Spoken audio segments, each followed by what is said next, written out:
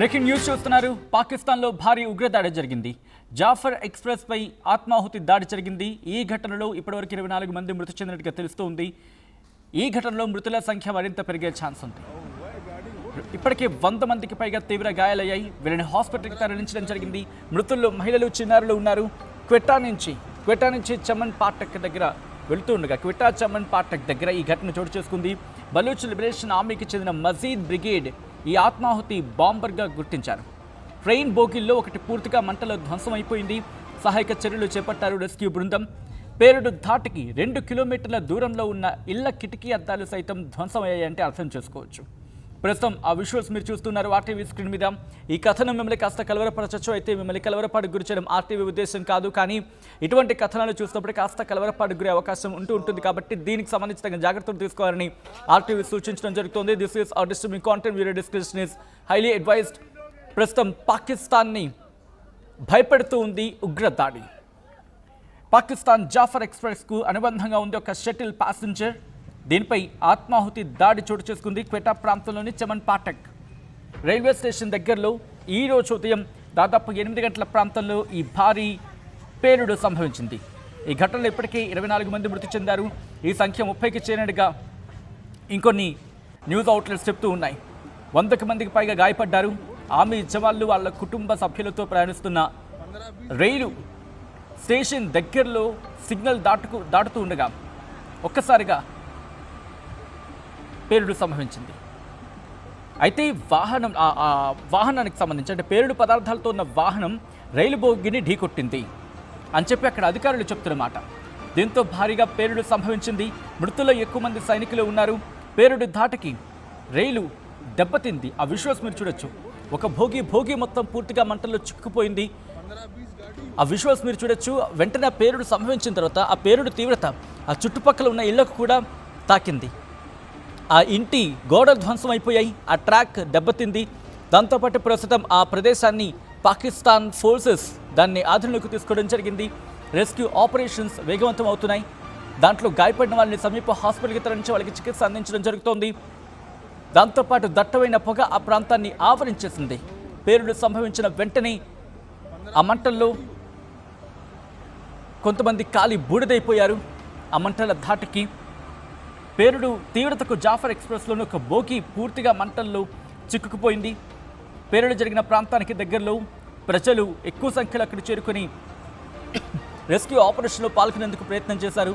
కానీ పేలుడు తీవ్రత ఇంకా పెరిగే అవకాశం ఉందని చెప్పి అంచనాల సందర్భంలో పేలుడు ఇంకా ఆ తీవ్రత పెరగచ్చు అని చెప్పి అంచనాల క్రమంలో వెంటనే అక్కడికి చేరుకున్న ఫోర్సెస్ వాళ్ళందరినీ కూడా ఎక్కడికక్కడికి పంపించడం జరిగింది. పూర్తిగా క్లియర్ చేశారు ఆ ప్లేస్ అంతటిని కూడా. పూర్తిగా క్లియర్ చేసిన తర్వాత పూర్తిగా అప్పుడు రెస్క్యూ ఆపరేషన్స్ ప్రారంభించడం జరిగింది. ఒక పక్క మంటల్లో కాలి బూడిదైపోతూ ఉంది ఆ ట్రైన్. రైల్వే స్టేషన్ దగ్గరలో పేలుడు ఘటన తమ పని అని చెప్పి బలూచ్ లిబరేషన్ ఆర్మీ BLA ప్రకటించింది. క్వెట్టా కంటోన్మెంట్ నుంచి పాకిస్తాన్ ఫోర్సెస్ వెళ్తూ ఉన్నాయి ఈ ట్రైన్లో. దీన్ని టార్గెట్ చేసుకున్నామని చెప్పి బలూచ్ ఆర్మీ చెప్పుకొచ్చింది. బలూచ్ ఆర్మీలోని మహిళ సైనాజ్ బలోచ్ ఒక వీడియో రిలీజ్ చేశారు. ఆ వీడియోలో ఏమంటున్నారంటే పాకిస్తాన్ నేతలు తమ ప్రచారాన్ని అణచివేస్తున్నారు అని చెప్పి ఆ వీడియోలో చెప్పుకొచ్చారు. తమ సంస్కృతి గుర్తింపు హక్కు నుండి కాలు రాస్తుందని చెప్పి అక్కడ పెద్ద ఎత్తున ఆరోపణలు ఉన్నాయి. ఇన్ఫ్యాక్ట్ వాళ్ళు ఆరోపిస్తూ ఉన్నారు. అణచివేతకు గురైన ప్రతి బలోచ్ బిడ్డ తన మాతృభూమి కోసం ప్రాణత్యాగాలకు సైతం సిద్ధమవుతాడు అని చెప్పి దాంట్లో చెప్పుకొచ్చారు. జాఫర్ ఎక్స్ప్రెస్కు కొన్నేళ్లుగా ముప్పు పొంచి ఉంది. ఎందుకు?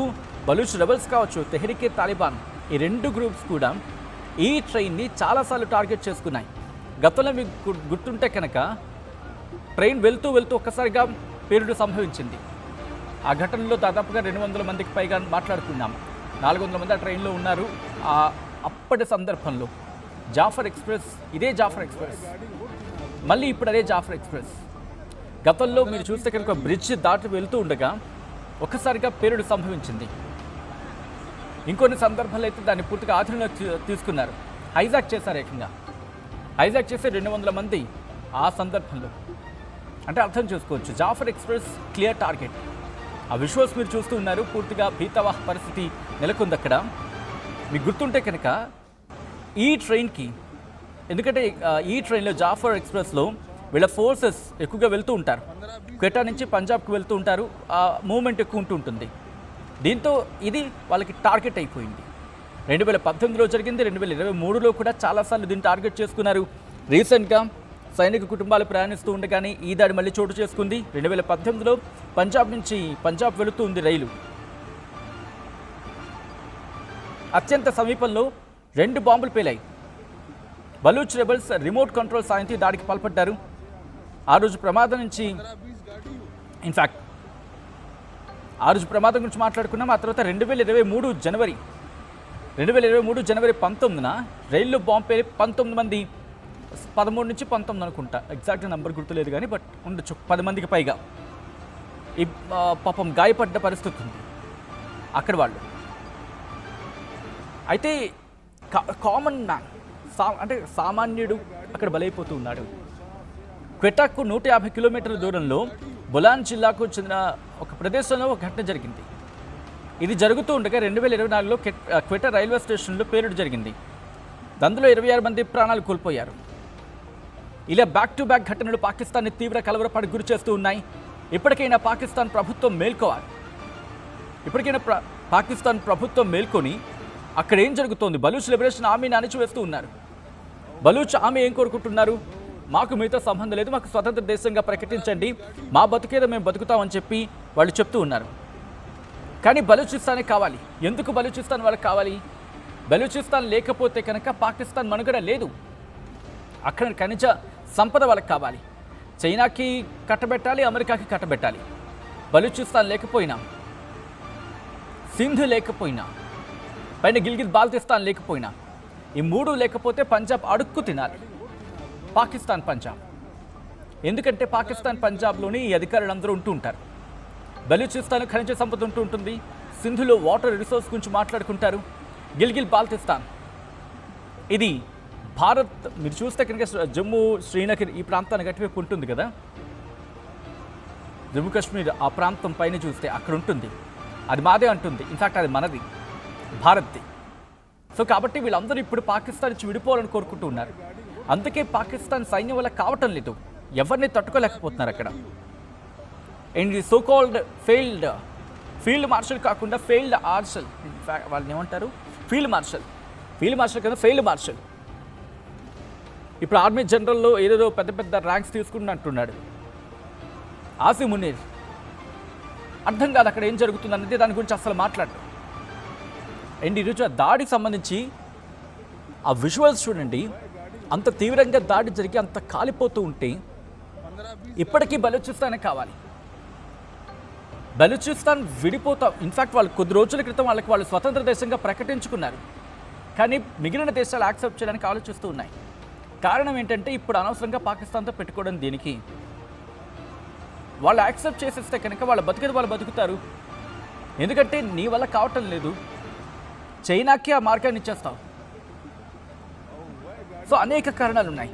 ఇటు పాకిస్తాన్ మీద దాడులు జరపడానికి ఓ పక్క బెలూచిస్తాన్ అటాక్స్ చేస్తూ ఉంది.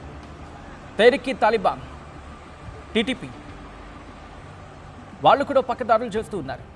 వీళ్ళ దాడులతో పాకిస్తాన్ ఉక్కిరిబిక్కిరి అయిపోతూ ఉంది, భయపడిపోతుంది. ఎవరు ఎప్పుడు ఎందుకు ఏ విధంగా దాడి చేస్తారో అర్థం కాక.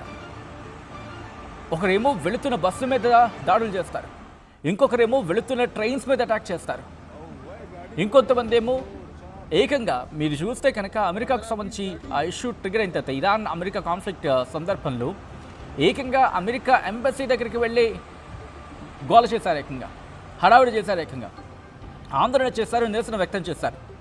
అప్పుడు పాకిస్తాన్కి అమెరికా ఇవ్వాల్సిన కోటింగ్ ఇచ్చేసింది. తర్వాత కొంచెం సర్దుమణిగింది. అంటే ఇరాన్కి సపోర్ట్ చేయట్లేదని చెప్పి అక్కడ కూడా అంతర్గతంగా ఇష్యూస్ ట్రిగర్ అయ్యాయి. కాబట్టి పాకిస్తాన్ పూర్తిగా ముక్కలు అయిపోతుంది. ఎంత ముక్కలు అయిపోతుందంటే ఈ భాగం నాది అని చెప్పుకునే పరిస్థితి ఈరోజు పాకిస్తాన్కు లేదు. బలూచిస్తాన్ నాది అని చెప్తే వాళ్ళ కోపం, అండ్ గిల్గిత్ బాల్తిస్తాన్ నాది అని చెప్తే కనుక వాళ్ళతో కోపం. సింధు ప్రజలు స్వతంత్ర దేశంగా ఏర్పడాలని చెప్పి వాళ్ళు కోరుకుంటున్నారు. ఇలా ఎక్కడ చూసినా సిచ్యువేషనే.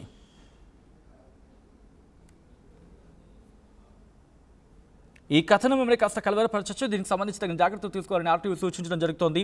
This is disturbing content, video description is highly advice. ఒక్కసారి ఆ దృశ్యాలు చూద్దాం. 15-20 गाड़ी हो